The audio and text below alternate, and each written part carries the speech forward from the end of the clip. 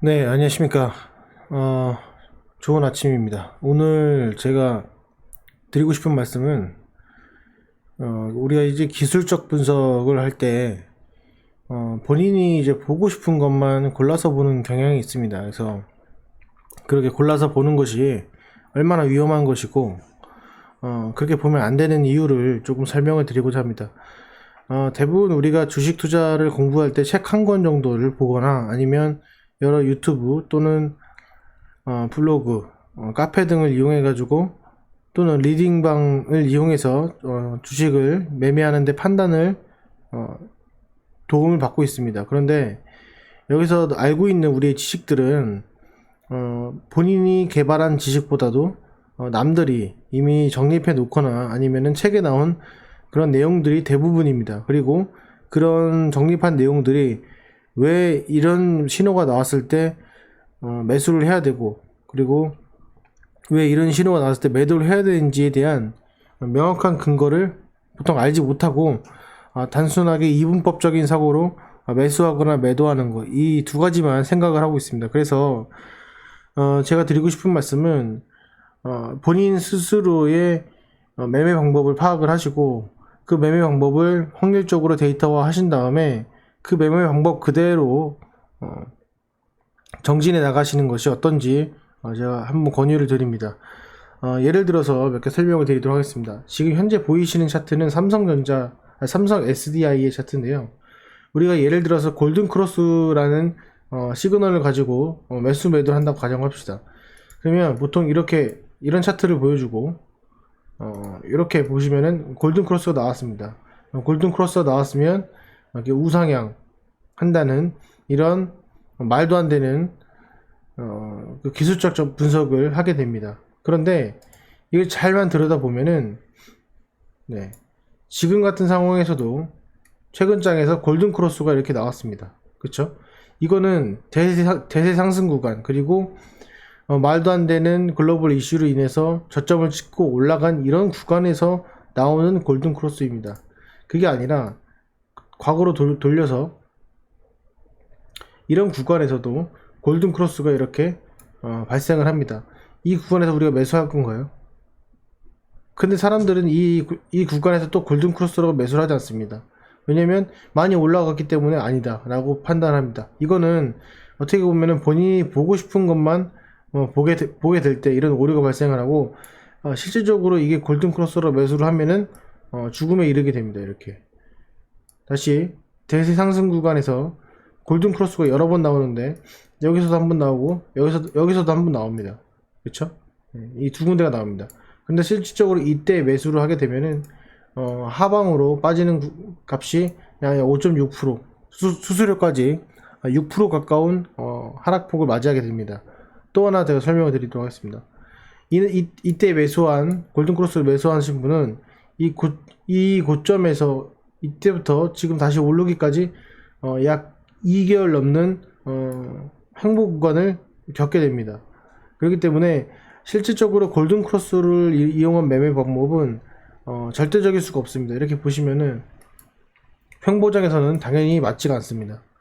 네, 맞지가 않고 이렇게 또 맞지가 않습니다. 그래서 여러분들이 또 파악하실 게 또 뭐냐면 외국인 매매, 투자 매매입니다. 예를 들어서 본인이 매수를 했습니다. 본인이 매수를 했는데 장 중 끝나고 보니까는 외국인 기관도 매수를 한 겁니다. 그런 걸 보면 외국인 기관 매수했으니까 더 사야겠다 이런 생각을 갖는데 실질적으로 잘 보시면 대형주 종목 같은 경우에 외국인과 기관이 순매수가 강하게 들어온 그런 종목들의 경우 상승이 나온다면은 대부분 단기 고점일 가능성이 큽니다.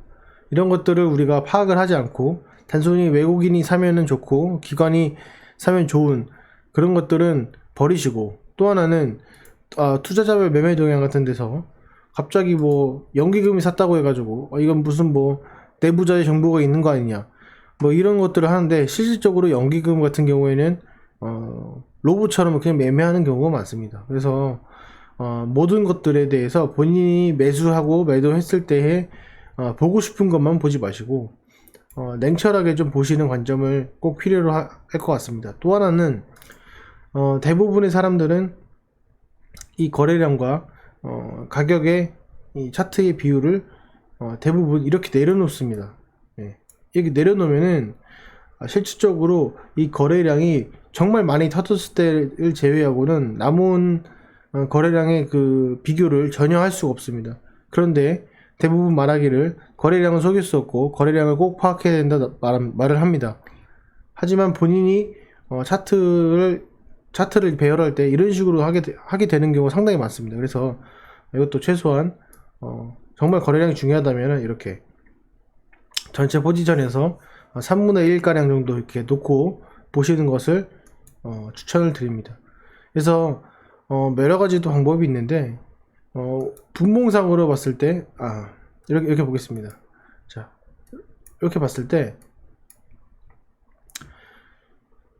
지금 여기 이 장대 양봉이 나온 다음에 이 갭을 이탈하지 않으면은 계속 들고 간다 이런 가정을 합니다. 그러면은 여기서 물렸다 하더라도 이게 꼬리가 달리면서 올라갑니다. 이렇게 되면 그 매도에서 손절을 하게 되죠. 이런 경우가 상당히 많습니다. 그래서 이거는 그냥 본인이 생각하는 어떤 책에서 보는 어떤 데이터에 전혀 없는 그냥 이 갭이 무너지면 뭔가 문제가 있다라는 그냥 막연한 생각, 그런 막연한 생각으로 인해서 이렇게 그냥 손절을 해버리는 겁니다. 사실상 그 주변에 있는 거래량, 그 다음에 가격의 위치, 그리고 그 증시의 흐름, 테마의 흐름, 그죠? 외국인 기관의 매매 동향, 이런 것들을 전반적으로 보면서, 그리고 그 날의 호가창의 어떤 흐름, 그리고 분봉상의 흐름, 이런 것들을 보면서 판단을 종합적으로 해야 되는데, 그 이분법적인 사고로, 이 갭을 건들면은 손절한다. 이런 마인드로 가시면은, 결국에는 털릴 수 있는 자리가 상당히 많습니다. 예.